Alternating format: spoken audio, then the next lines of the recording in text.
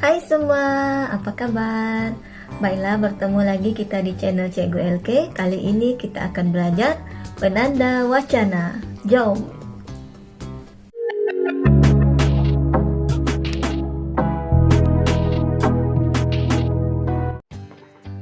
Baiklah, mari kita teruskan pembelajaran kita pada kali ini.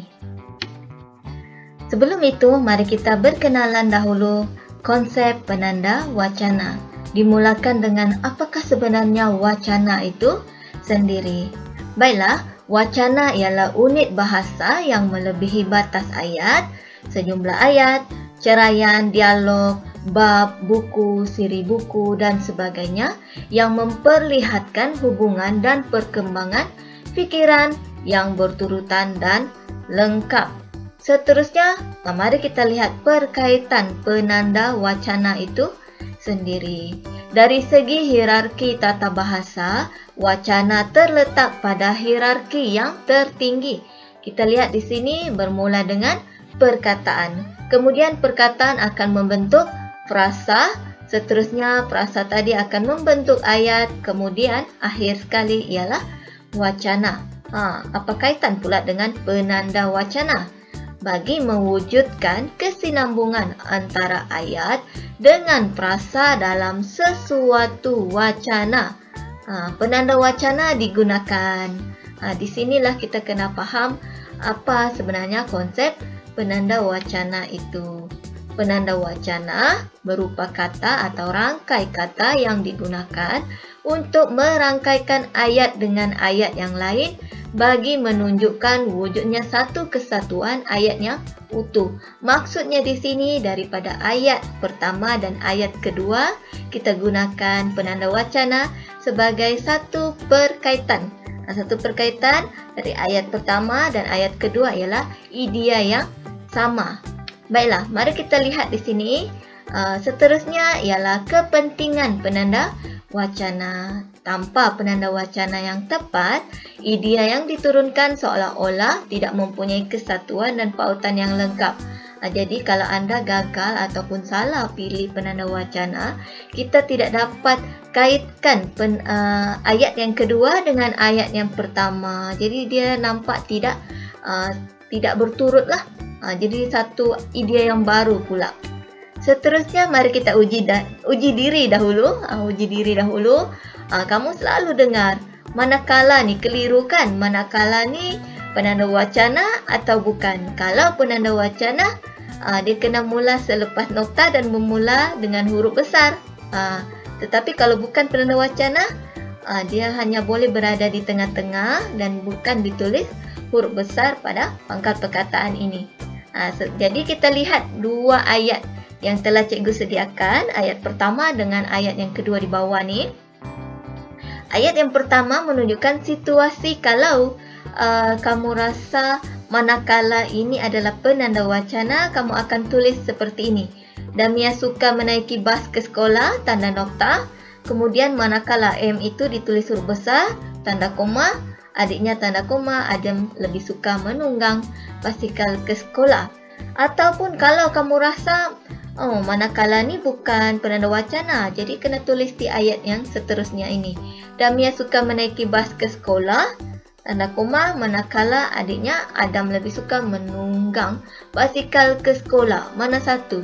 Ayat atas atau ayat yang di bawah yang betul?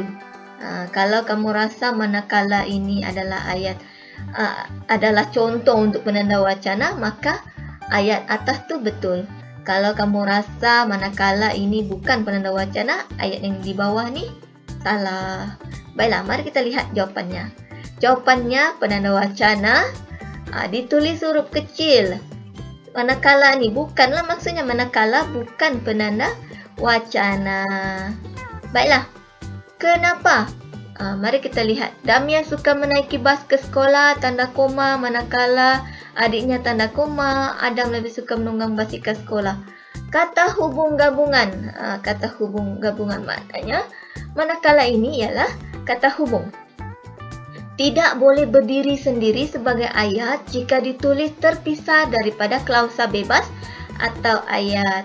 Oleh sebab kedua ayat tersebut mempunyai perkaitan Penggunaan tanda titik atau nokta tidak sepatutnya digunakan untuk memisahkan kedua ayat tersebut. Maksudnya di sini, manakala adalah kata hubung, bukan penanda wacana. Baiklah, seterusnya jejari penanda wacana. Jejari penanda wacana ni biasa kamu gunakan bahagian penulisan, membantu kamu membuat ulasan yang baik dan karangan di bahagian C dengan baik. Baiklah, kamu telah diingatkan jejari penanda wacana 5 bermula dengan penanda wacana A, S, D, A, K. Jadi kamu ingat teknik ini iaitu pasdak. Satu lagi kita tambah P di sini. Sebab P itu berada di luar jejari kita sebab P itu bukan penanda wacana. Sebab P itu ialah pendahuluan. Jadi untuk ingat A, penanda wacana antaranya, S selain itu, D di samping itu, E akhir sekali, K kesimpulannya. Maksudnya di sini kamu telah diberikan teknik jejari penanda wacana untuk membantu kamu mencantikkan lagi ulasan dan karangan kamu, iaitu menggunakan penanda wacana. Jadi kamu boleh ingat asdak ini. Asdak maksudnya ada 5 penanda wacana.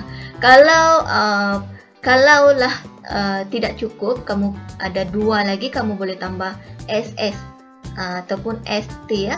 Seterusnya atau tambahan lagi. Baiklah, mari kita teruskan dengan jenis penanda wacana. Ada 8 kesemuanya.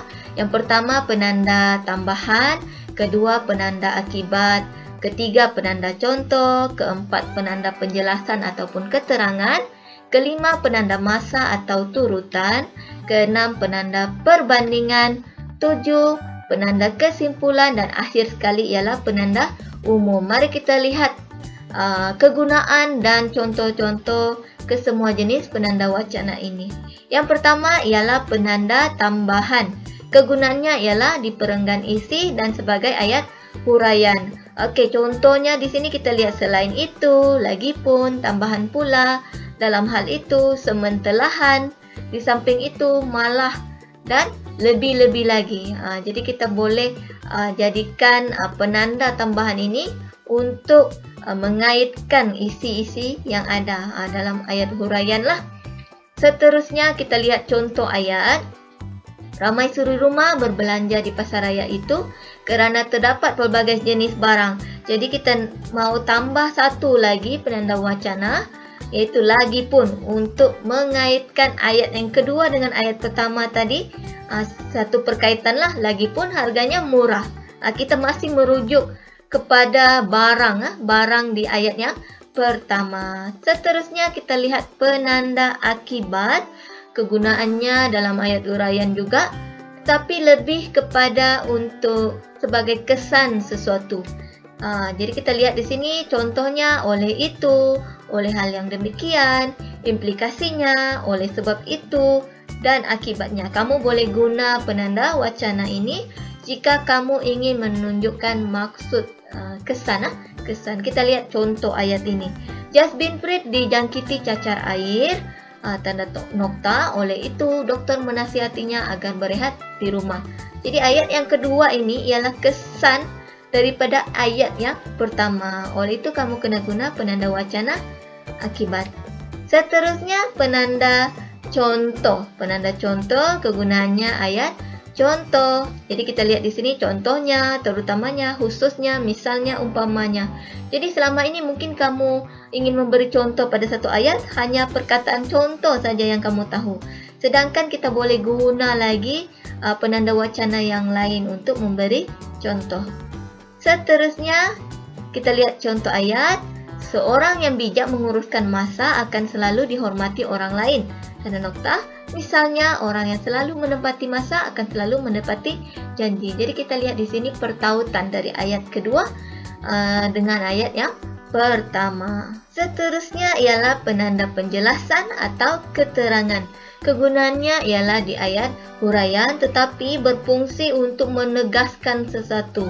Jadi kamu boleh gunakan tegasnya, ringkasnya, hal ini demikian kerana, sebenarnya dengan kata lain dalam ayat untuk kamu memberikan lagi penegasan dalam ayat kamu ataupun di huraian kamu.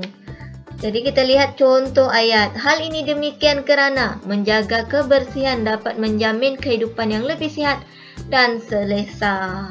Jadi kita lihat penanda masa atau turutan masih digunakan di perenggan isi.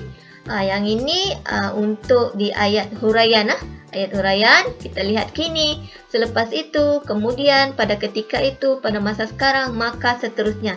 Jadi banyak penanda wacana berkaitan dengan masa yang boleh kamu gunakan. Kita lihat contoh, apabila dilihat oleh mereka, guru disiplin sekolah tiba, maka semua murid yang berbuat bising itu segera diam. Jadi kita lihat di sini ini adalah satu turutan daripada peristiwa di ayat pertama kepada peristiwa di ayat yang kedua. Mari kita lihat penanda wacana yang keenam, yaitu penanda perbandingan. Kegunaannya di perenggan isi dan di ayat huraian.